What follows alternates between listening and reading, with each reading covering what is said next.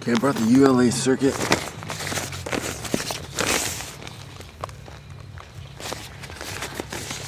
So it's packed. I've got a 3/4 foam wrapped around. Then I've got a sleeping bag on the bottom.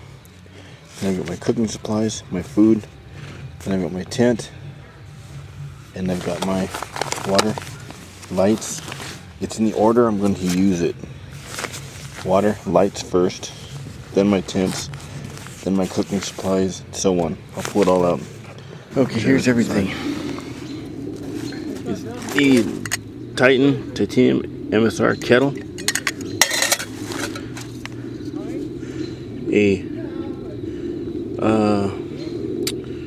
Trail Design alcohol stove. Spork Largo. I use this with this inside.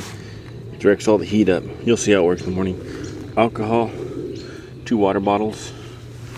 In the pockets of my pack, I carry bug net, some DEET, some sunscreen, some Carmex for my lips, snake bite kit, Leatherman light, 2 water tablets just in case something happens to my filter.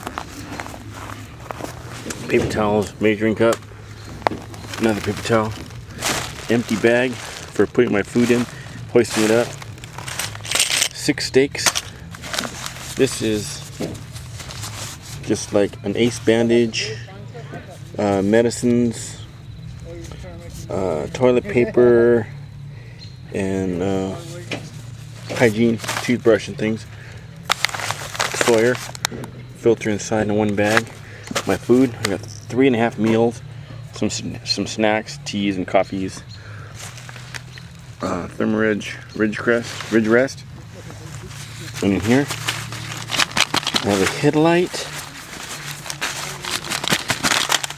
headlight, the batteries, 3 extra batteries, and this little clamp anywhere, go anywhere light that goes on, or do it twice. You got a signal in case you're lost. That's everything besides the trekking poles. So that's everything. Comes down to 7 pounds 6 or 7 pounds 8 ounces. What I did is I put the tent up on it. It's a floorless shelter. Put the tent up on it, and then the inside I just marked it. I marked one corner there, 1 corner there. Same here. And then I went in from the corner, saw how far I marked it each way, and just duplicated it over there. I think it came out to 23, 13, 9, and 11, if I remember, or 9 and 16.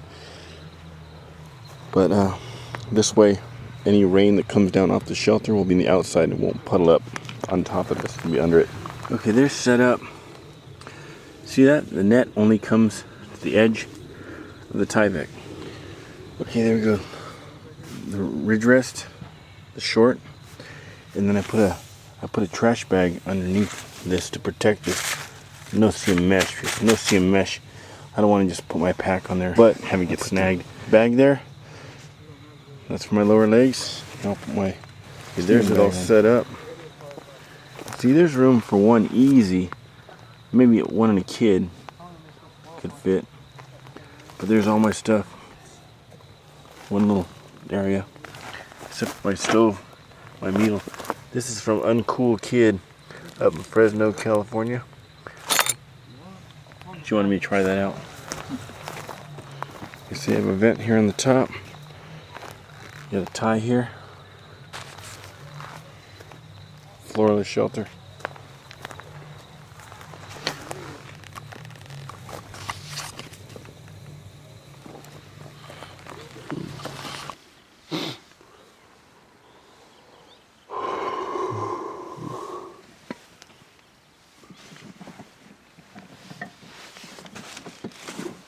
I use my scarf and my pants for a pillow. It was okay. Got a little cold. Only 45 bag. So it's all seam sealed. besides the zipper, it's got a flap that comes over the entire zipper. Comes down. You have Velcro here. The zipper goes all the way down to the end of the no-see mesh. Look at this, I got about 9, maybe 10 inches of ventilation. Stakes out 1, 2, 3, 4, 5, 6 spots.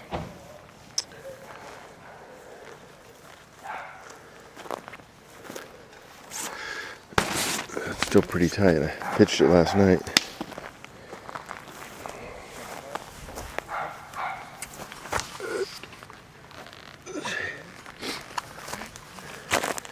Got about 8 or 10 inches of string all the way around. And if you were somewhere like on top of Baldy or something and the wind got really strong, Mount Baldy, it's a local mountain around here. It's a little over 10,000. If you're somewhere like that where the winds come up, you could not use these at all. Stake these direct.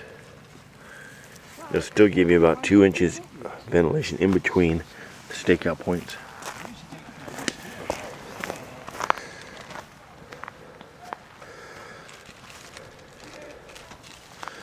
It's almost the same exact layout and dimensions as the Gatewood Cape, with the exception of no pocket here on the inside, and here is a vent instead of the hood. The hood's pretty cool because you can open up that hood in summertime and get full ventilation, but on a negative, in the summertime, why would you be carrying the cape in the first place? Now, the Gatewood Cape has a Serenity net inside to where you can use the net tent by itself or the cape. This doesn't. This is just all in one. But there is no net inside. You get the net outside. I'll close it up, get inside, and show you what it looks like. Here it is. See, this bug net comes all the way down. It's about 20 inches or so in the front. Maybe 24. So you can pitch pretty high. Come down, still be on top of your Tyvek. All the way around.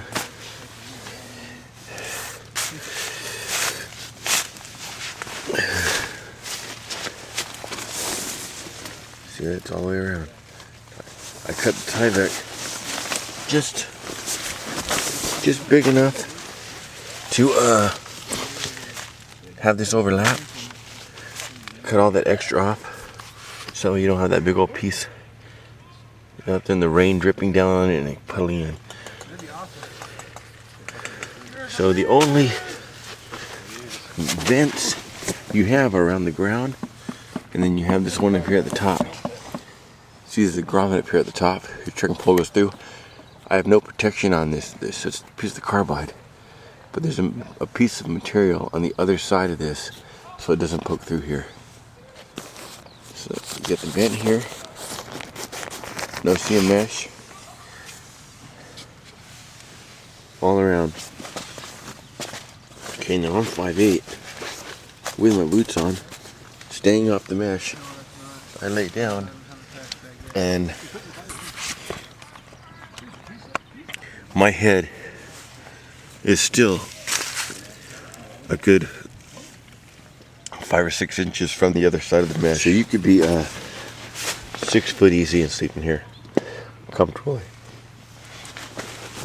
And then this extra 10 inches or so is where I put all my gear last night. Looks like there's someone in it.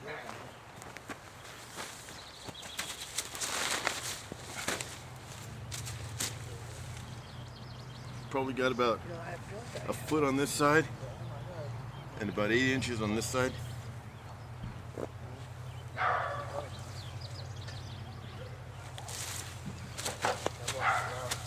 Use a short because I put my Go Light Jam on my ULA circuit pack right here. The circuit pack I had to lay sideways because of the way the straps are and the way there's a frame. But the jam pack, there's no frame, so it lays completely flat. It's like an extension of the mat.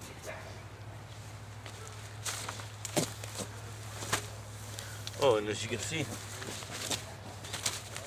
I'm sitting up I've got about a foot above me at the peak, a couple inches on the side. But I mean, you could easily sit in here and wait out a rainstorm. Easily. Inside.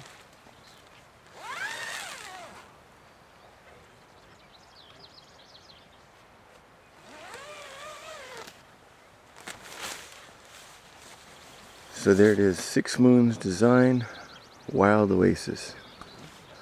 I spent my first night in it last night. Slept great.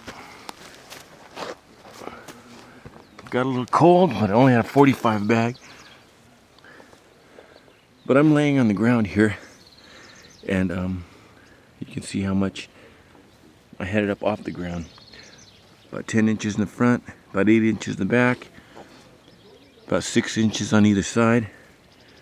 No condensation at all, zero. Except for about 2:30, 3 o'clock in the morning, I had to put a heat sheet over the top of my sleeping bag because it only being a 45. And woke up with a little dampness on top of the bag. But that's to be expected even with a heat sheet. Those things don't breathe at all. But this tent here, shelter, it breathed great. No condensation. Oh, I believe this is going to be my go-to tent for everything except for snow.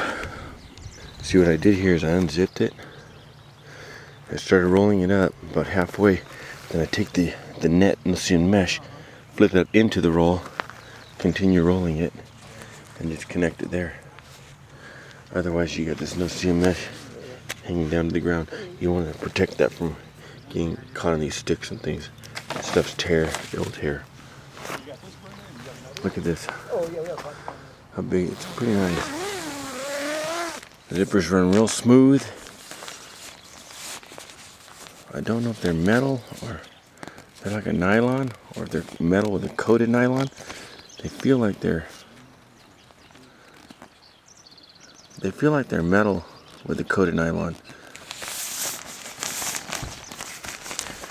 Like I say, you roll this back about halfway, and then you flip this net up into it, and you pin it back here.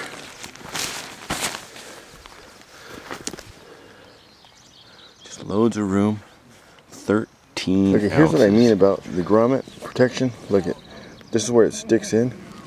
Now you flip it over, you have a 1-inch, very strong piece of material sewn over it. So when your grommet's sticking through there, you see when you're trekking pole, when the carbide's sticking through, it's protected by this material, so it doesn't touch the tarp at all. About 1 inch wide, 3/4 of an inch wide. Double stitched and melted. You got your pole about 48 inches. Mine right now is pitched about 49-50 because I have this 10 inches off the ground. It wasn't really windy last night, so I mean it did great. The windier it is, the lower you want to pitch it.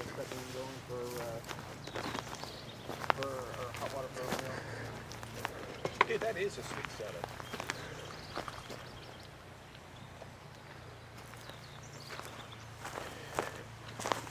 Right here you're looking at, I don't know the exact dimensions, you'll have to look on the site, but I believe it looks like it's about 2.5 feet. I think it's 80 or 86 inches overall.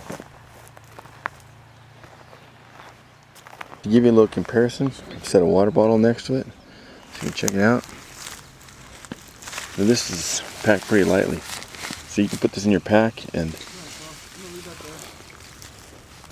it'll smash down to softball size.